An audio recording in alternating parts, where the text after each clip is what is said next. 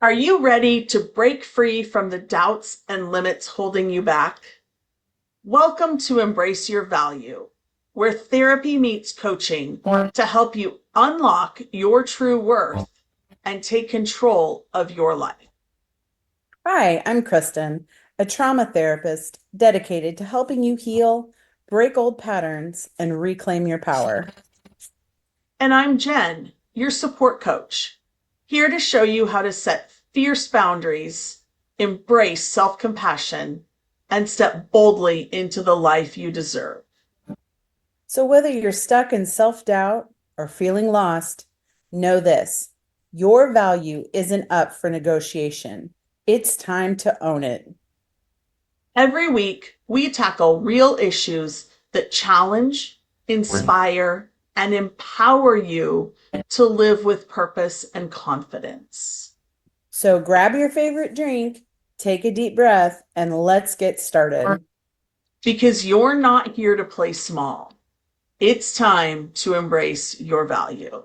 Welcome back to the podcast. We are glad to have you back on Embrace Your Value. And today we have another amazing guest with us to share her story of inspiration and just encouragement for you. So I'm going to let Kristen take over, and here we go. Hi, everyone. I am so happy to have Sharon Summerfield with us today. Sharon is the founder of the Nourished Executive. She is a coach, holistic nutritionist, and certified growth advisor. Sharon helps leaders invest in their well-being with a goal of preventing burnout. Shortly after Sharon launched the Nourished Executive, she was in an accident that resulted in a significant injury that disrupted her life. Sharon continues to invest in her rehabilitation journey, finding those ways to learn again. Welcome. Great to be here with you. I'm actually, Jennifer, thank you so much for the invitation to connect. And Jennifer and I actually connected through Brenda Rigney's Aligned AF community, which is all about supporting and lifting each other, and no matter where we are on our journeys. So it's great to be here with you both today. So I'll just share a little bit about me. As Kristen mentioned, I'm a holistic nutritionist and a well-being coach and the founder of the Nourished Executive. I had a plan. I had worked across the sectors as an executive assistant for close to 2 decades. And, I'd worked for a not-for-profit, an association. I'd worked for a couple of public sector organizations. I worked for a large engineering firm on construction and engineering projects. I'd worked for a health authority. And I decided to invest in my learning because who doesn't love to learn? And I did a program in holistic nutrition when I joined Electronic Health Transformation Project. And I had experienced burnout before that, but I saw rates of burning out with these 3 and sometimes 4 different health authorities trying to work together. And I was always going to nutrition school. This was really speaking to my heart, really, really want to shift the needle, want to create a different conversation with some real simple ways that we can do it. So I finished my nutrition program, launched the business, and then went to go work with a friend at the Canadian Cancer Society as her executive assistant. And my plan had been to work with Erin and then do coaching internally and outside the organization. And we're having phenomenal conversations around values, priorities setting, looking at boundaries, creating boundaries in alignment with your values and purpose. Our meetings started on time and ended early, and people would show up to our meetings because they knew if they were invited, they needed to be there. And there was no blither, which I think happens in far too many meetings. And then sadly, I fell off my husband's motorcycle as we were leaving the lake and injured my right side. And I also, shortly after that accident, I was diagnosed with complex regional pain syndrome. And I built a team. My first member of my team was my physio, Clara, and kept saying to Clara, okay, when can we get back to Pilates? I want to get back to Pilates. She's like, Sharon, you got to start driving first. And so then the accident was in July 2018. We added Pilates in March 2019, shortly after I started driving again. And then we added lymphatic drainage in June of the same year. We then left Vancouver and moved to Vancouver Island and was looking at how to add physio on the island and also have Pilates. But everyone had to be willing to work in collaboration with my physio, Clara. And my lens was similar to how you build a construction and infrastructure project, where you're bringing subject matter experts on for maybe the entire length of the project or different segments. But everyone had to be willing to work with Clara. And it was interesting, some weren't. So when we were introducing Pilates on the island, Susan, who was seeing for Pilates in Vancouver, introduced me to someone. So this became this community of care. And we added acupuncture. And then 4 years after the first accident, I slipped on arbutus leaves and fell and broke my hip and had to have an emergency hip replacement. And I didn't know at the time, but emergency hip replacements are actually quite serious. People actually die from them if they don't get the care they need. And I had phenomenal care. And so, continued to work with my team, but also continued to invest in my well-being and my learning. Clara had this and has this beautiful approach to everything where everything I did became a rehab tool. My kitchen became a rehab tool. I started taking recipes, making them more nutrient dense, and then typing them up.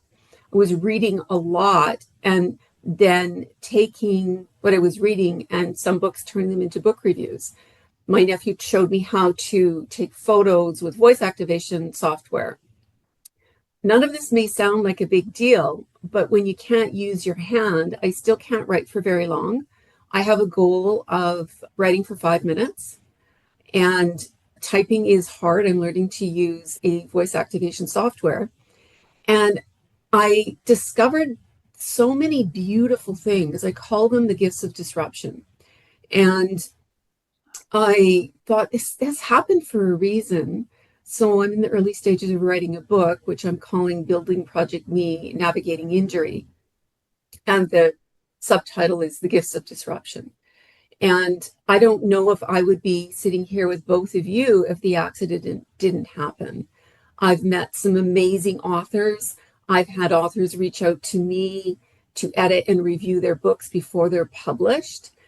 And I'm very passionate about the ways that we can create healthier environments so no one is burning out. This idea of always being on and not paying attention to our own rhythms is impacting our well-being. And we can find different ways. It begins with showing ourselves and the people we work with that we care. Yeah, that's great.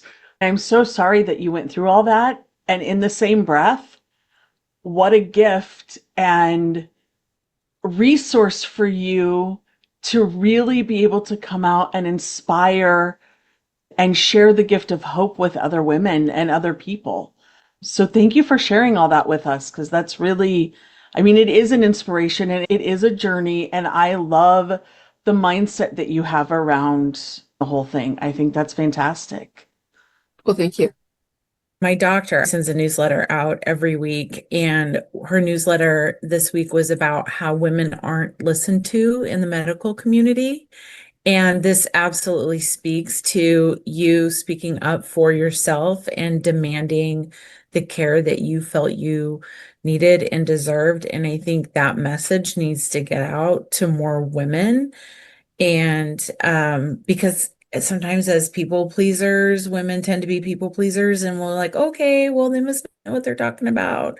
And so going out and doing the research and advocating for yourself is just such a fantastic story. The challenging piece is that you need to have the right people on board and you need to trust your instincts. And And I ran into a situation with one of the specialists I was referred to, who took one look at me and said, "There's nothing wrong with you." And the ego sometimes gets in the way. And, it's navigating that. In an injury like this, I spoke at an event a few weeks ago in Victoria and was talking about the identity piece. I knew who I was as an executive assistant. I could make things happen. I could make the impossible happen.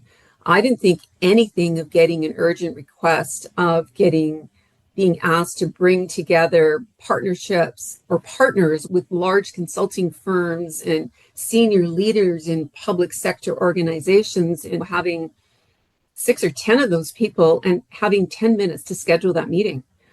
I didn't think anything of it. And I was an advocate for everyone else. Now I needed people to be an advocate for me. And guess what? More often than not, it wasn't happening. And that's why I built the team. And what I find super interesting in the conversations I've had with my original physio, she said, usually we don't get to know people like we know each other. And at that point, I worked with her for 4 years. And unfortunately, a month after I broke my hip, she was in a really serious accident. Mm-hmm. And so I had to find a new physio. But that identity piece is really important, and nurturing the relationships is really important. And one of the things I've started talking about is, when we get together with people, are certain people only focusing on what they do?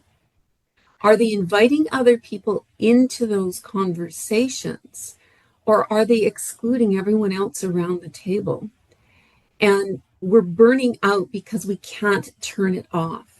In order to rest and recover, we need to find those ways and make commitments to ourselves to stop talking and thinking about work. And until we learn to begin to flex that muscle, unfortunately, the shifts that are needed aren't going to happen. Yeah, I agree 100%. And I love that you bring this into this, because I think it's so true. I think so many, even entrepreneurs or solopreneurs or whatever you want to call yourselves. I call myself an entrepreneur. I don't love the term solopreneur, but we don't take the time always to really get to know potential referral partners or even clients. Some people who see clients all day long, they don't know anything outside of the problem they're helping them with. And I think that's such a mistake. I think there's so much there, because I do much better work with my clients when I know about them, when I can say, well, how are things with your husband? Or how are things with your kids? So this is something I just did last night in my group coaching call. We're working on celebration this month and really celebrating those things, because it's not something we do very often. And I said to them, I want you to be proud of yourself for at least one thing every day, but you can't be proud of something your kids did. You can't be proud of something your mom did, your dad did, your husband did. It's got to be about you. I said, if you bring that into the conversation, I will be happy for them and I will celebrate that for a second with you. But then I will turn that conversation back around and ask you, what is it about you though? And I think building on that in really challenging times, it's also really important to celebrate. I can remember when my son was quite small, I was going through a divorce and I was living in Northern Canada. And, 40 below was my reality from November to February. And it was a little on the chilly side, we'll call it. And so what I started to do was I would make a note of something positive that happened that day. And some days, and this might sound crazy, some days where my mascara went on straight. And that was something to celebrate. Yes. And that's what I tell them all the time. I'm like, small, it's okay. I don't care, but find something every day. Yeah. And I think we need to normalize that, because LinkedIn's filled with all these people being celebrated for being promoted and taking on these big roles or winning this big contract. Well, maybe you've had a really rough night and you're celebrating that you got up and you made your favorite cup of tea and sat down to drink it. Yeah, and also remembering to share these things with the right people too, with the people that will celebrate with you and that will Yes. be aligned with you versus always having to like maybe blast it on social media. Those things are nice, but when we share them with the people that are closest to us and in our inner circle, that's where I feel like things really, my cup gets filled. That's just me though. No, you're absolutely right. Yeah. And believe it or not, there are people who are not on social media. And when we look at relationships and friendships, not everything is captured in an image, but that doesn't take away from the beauty of that friendship, that connection. 100%. Well, I think that people can connect on all kinds of levels. Jen and I just we talk about it all the time, like how odd it was, is that we just connected on a networking platform, which was completely random since we don't at all live in the same area. And then it just progressed. And if we hadn't had that first connection virtually without really knowing anything about each other, other than, whatever information we put out there, it wouldn't have happened. So things have to go on all different kinds of levels, and connection can start anywhere. It can actually. Last year, I was planning a conference, a women's health conference with a doctor in a community by me. Unfortunately, we had to cancel it because she had to pull the support. But one of the ladies I've met on LinkedIn, her name is Lauren Dykey, and she has a Harmona wellness. So she's all about regulating the nervous system. And this was a topic that I wanted to bring into the conference. So several years ago, Lauren made this post, I'm out of work, this is what I'm looking for. And the post, she got more than 100,000 views. So we connected at that point. So when we're talking about speakers, I reached out to Lauren and I said, I'm planning this conference. I know you're in Atlanta. Do you know anyone on the West Coast? Because of course, there's a tight budget for speakers. It was really important to me to pay every speaker, like I'm tired of women not getting paid. And so she's like, well, my sister and I need a holiday. Are you paying your speakers? And she was willing because of that relationship. And, of course, worked out a great speaking fee and was going to pay for her hotel and a few other things.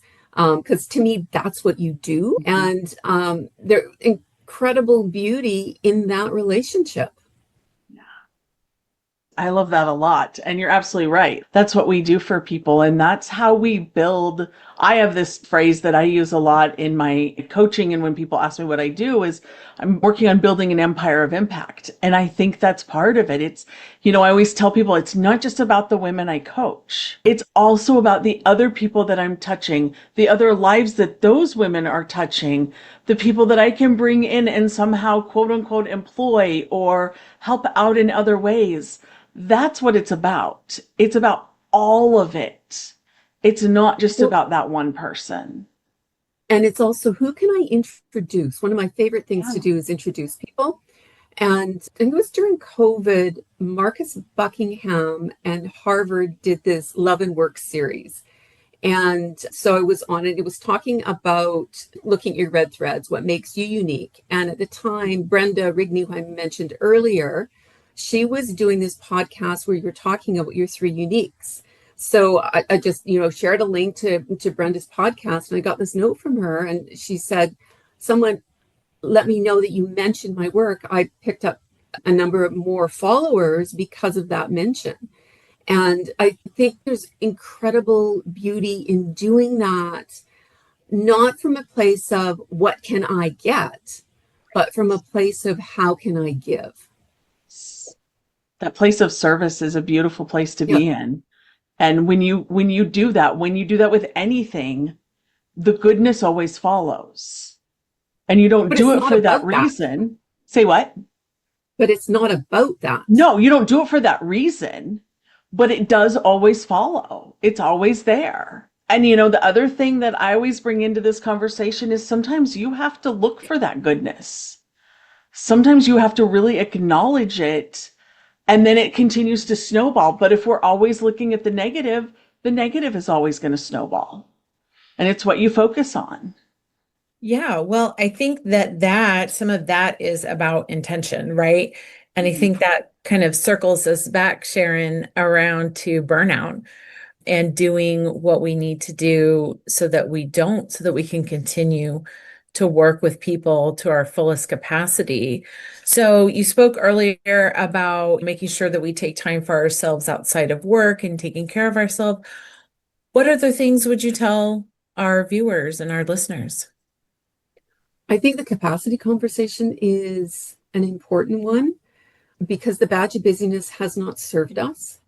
And we need to be looking at what we're saying yes to. Just because there's space in the calendar doesn't mean that we fill it. And I think the values conversation is really, really important. Do you know what your values are?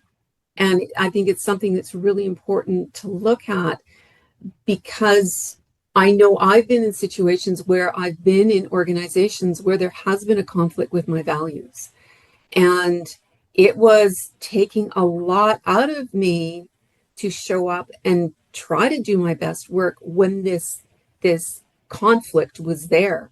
And I think we need to talk more about the values, because it becomes a driver on what we say yes to, what we say no to.